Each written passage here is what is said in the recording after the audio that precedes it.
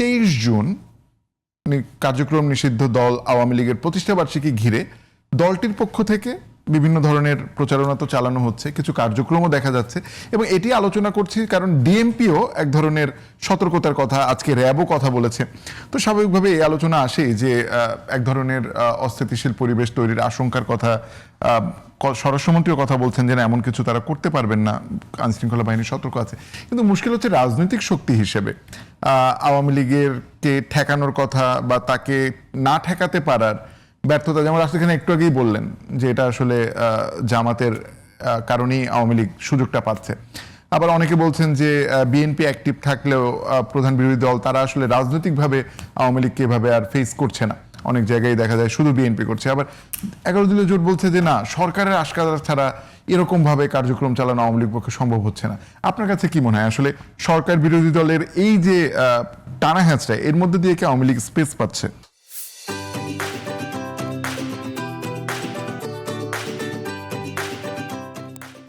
আমি কোনো হাইপার রিয়েলিটিতে থাকি না রাশেদের মতো, যে আমি আওয়ামী লীগ এখন নানা কিছু করছে এটার জন্য আমি জামাতকেও, তার তো সব কিছুতেই শেষ পর্যন্ত সে জামাতে ঠেকতে হবে।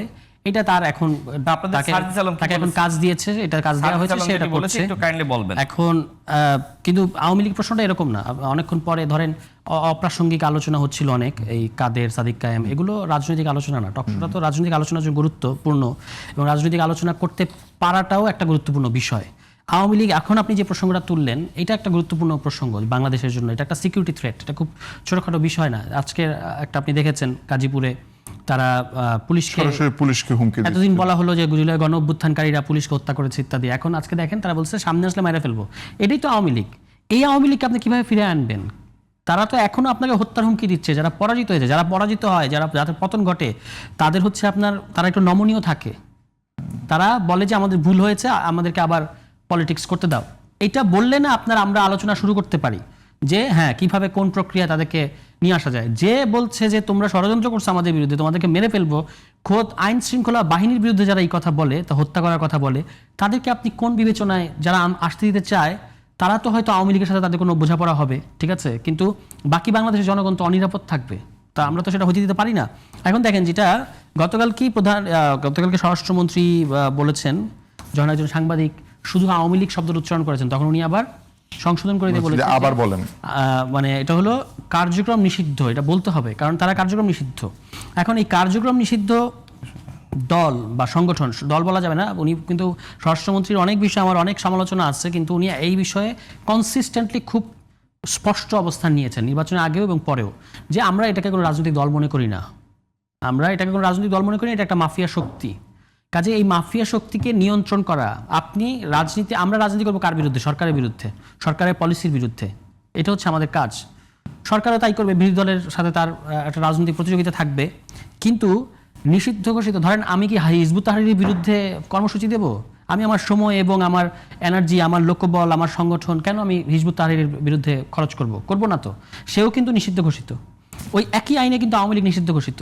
তাহলে আওয়ামী লীগ যদি রাস্তায় সুযোগ পায়, এটা সরকারের এবং আইনশৃঙ্খলা বাহিনীর ব্যর্থতা হিসেবে আমাদেরকে দেখতে হবে।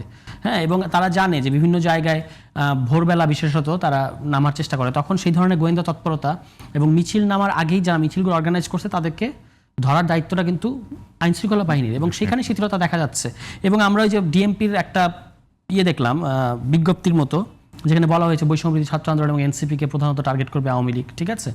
এটা কিন্তু একটু আনপ্রফেশনাল হয়েছে তাদের দিক থেকে, এইভাবে একটা চিঠি লেখা। কিন্তু তারা কি ব্যবস্থা নিচ্ছে এটা কিন্তু তারা পরিষ্কার করে নাই, যে তারা যেন কোনো কর্মসূচি করতে না পারে, বা তারা যেন আপনাকে এখানে ঢাকা শহরের বিভিন্ন এলাকায় তারা ঘাপটি মেরে আছে। এখন এইটা কি আজকের জমানায় আমাদের ইন্টেলিজেন্সের কাছে যে ধরনের তথ্য থাকে তারা জানে না, এটা তো বিশ্বাসযোগ্য না, তাহলে তাদেরকে ধরা হচ্ছে না কেন? এটা হলো মূল প্রশ্ন।